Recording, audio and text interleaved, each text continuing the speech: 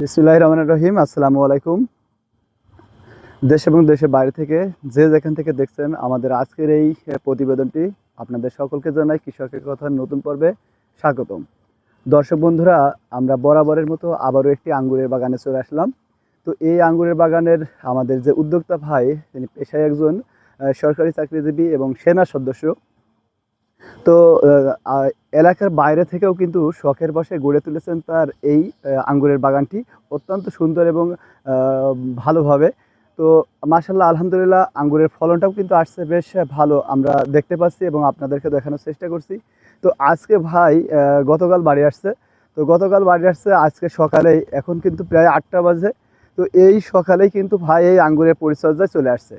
তো এই আঙ্গুরের পরিচর্যার ভিতরে আঙ্গুরের যে দাগটা হয়ে থাকে এবং এর যে অরিজিনাল কালারটা, এই কালারটা নিয়ে আসার জন্য আজকে ভাইয়া পরিচর্যা করছে।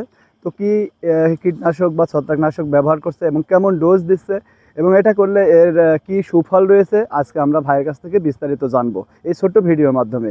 তো চলুন আমরা ভাইয়ের সাথে কথা বলি এবং এই আঙ্গুর চাষের সম্পূর্ণ তথ্যচিত্র তুলে ধরার চেষ্টা করি সকলের মাঝে। রানা ভাই, আসসালামু আলাইকুম। ওয়ালাইকুম আসসালাম। ভাই ভালো আছেন? জি আলহামদুলিল্লাহ, আপনি কেমন আছেন? জি আলহামদুলিল্লাহ ভাই।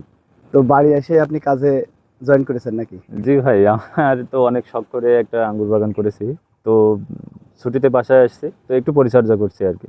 তো সবার উদ্দেশ্যে সর্বপ্রথম আপনার পরিচয়টা একটু দেন। আমি মোহাম্মদ রানা আহমেদ, পেশায় সরকারি চাকরিজীবী, বর্তমান বিজেপিতে কর্মরত আছি। তো এটা হচ্ছে আমার আঙ্গুর বাগান, এটা আমার আঙ্গুর প্রজেক্ট 2 আর কি। এটা সহ আমার মোট 2টা আঙ্গুর বাগান। তো পর্যায়ক্রমে আপনাদেরকে ওইটাও দেখাবো। তো রানা ভাই, আমরা লক্ষ্য করলাম যে আপনি বাগানের কিছু পরিচর্যা করছেন, স্প্রে করছেন।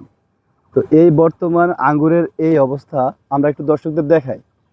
তো এই হচ্ছে আঙ্গুরের অবস্থা। তো এই আঙ্গুরটার জাতের নাম কি ভাই? এটা হচ্ছে বাইকনুর জাতের আঙ্গুর। বাইকুনুর। জি। তো মাশাআল্লাহ, বেশ ভালো ধরছে আপনার। তো আপনি যে পরিচর্যাগুলো করছেন এই বর্তমান সময়ে, তো এটার কি পরিচর্যা করছেন ভাই? আমরা এই মুহূর্তে ছত্রাকনাশক স্প্রে করছি, যেটা কপার অক্সিক্লোরাইড গ্রুপের, সাথে কীটনাশক এবং মাকড়নাশক, এই 3টা একসঙ্গে স্প্রে করছি। আলাদাভাবে মিশাই নিয়েছেন? জি, এটা একত্রে মিক্স করা যায়, একত্রে আমরা দিচ্ছি আর কি।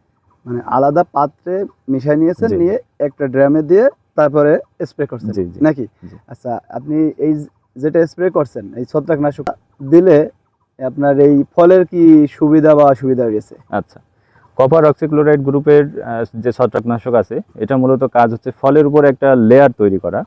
তো এইটা হইলে কি হবে, যে ফলের উপরে যে একটা দাগ পড়ার যে সম্ভাবনা থাকে, এইটা আর থাকবে না। এটা থাকবে না? জি না। তো ফলে একটা ভালো সুন্দর কালার যে চলে আসবে নাকি? পরিষ্কার পরিচ্ছন্ন থাকবে এবং কোনো দাগ আসবে না। দাগ আসবে না, মানে এই আঙ্গুরের যে কালারটি সঠিক, সেই কালারটিতেই পরিণত হবে নাকি? জি। আর সাথে যে মাকড়নাশক দিচ্ছেন বা কীটনাশকটা দিচ্ছেন, এটা ওই মাকড় এবং পোকার জন্য এই আক্রমণ থেকে একে রক্ষা করবে। এই সময় দেখা যায় যে অনেক পাতা ছিদ্র হয়ে যায়, এটা মূলত কীটনাশক স্প্রে করলে এটা দমন হবে। তো পাতা খাওয়া যে পোকাগুলো আছে, সেটার জন্য আমরা কীটনাশক ব্যবহার করছি। সেই সাথে আরেকটা বিষয় লক্ষ্য করা যায়, সেটা হচ্ছে যে কচি পাতাগুলো আছে, এগুলো যখন বের হয় তখনই পাতাটা কুঁকড়ে যায়। তো এটা মূলত মাকড়ের আক্রমণ। তো আমরা এই জন্য এই 3টা একসঙ্গে আজকে স্প্রে করছি। এটা প্রতি 7 থেকে 10 দিন পর পর কন্টিনিউ স্প্রে করতে হবে, আপনার আক্রান্ত হোক বা না হোক। যদি এটা আমরা করতে পারি, তাহলে দেখা যাচ্ছে গাছ কখনোই আর কি ওই সমস্যাগুলোর সম্মুখীন হবে না। সর্বোপরি একটা ভালো ফলন আসবে এখান থেকে নাকি? সঠিক। তো দর্শক ভাইয়েরা, আমরা রানা ভাইয়ের কাছ থেকে আজকের যে পরিচর্যাটা করছে, ছত্রাকনাশক, মাকড়নাশক এবং কীটনাশক, সর্বোপরি কোন কীটনাশক ব্যবহার করছে, মাকড়নাশক, এই গ্রুপটা আপনাদের সামনে আমরা তুলে ধরলাম। তো সর্বোপরি সবার সুস্বাস্থ্য কামনা করে আমাদের আজকের এই ভিডিওটি এখানেই শেষ করছি। সবাই ভালো থাকবেন, সুস্থ থাকবেন। আসসালামু আলাইকুম।